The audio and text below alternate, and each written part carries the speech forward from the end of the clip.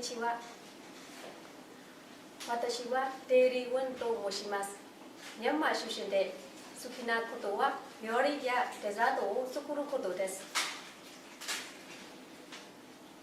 私は今、佐賀県にある日本語学校、高等国際学園で日本語を勉強しています。これは私通っている学校です。高等国際学園です。まだ覚えてない。はい。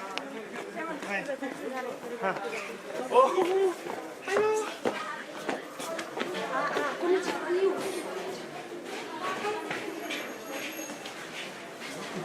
これは私たちの学校の校長先生です。こんにちは。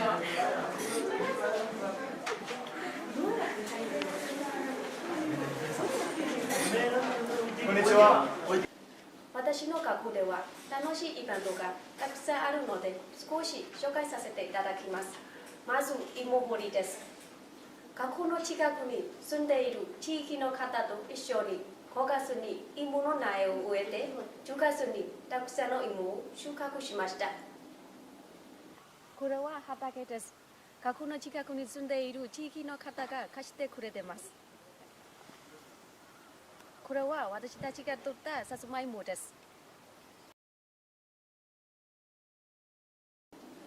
12月には合唱コンクールが行われます。クラスのみんなで決めた日本の歌を歌います。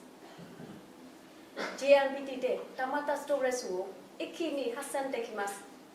それに日本人とカラオケにいた時にも歌えます。学校では学園祭が10月にあります。地域の皆さんに私たちの学校や国のことを知ってもらうために国のダンスをしたり、いろいろな国の料理を作ったり、ファッションショーをしたりしています。この日は日本文化の茶道についても学びます。卒業前に日本語学習発表会があります。自分たちで調べたテーマについて発表したり、劇を作って発表したりしています。これは去年の先輩たちの発表です。私は2年生なので今年発表をします。2025年3月28日にミャンマーで大きい地震が起こりました。デパートや駅でいろいろな国の友達に手伝ってもらい、募金活動を行いました。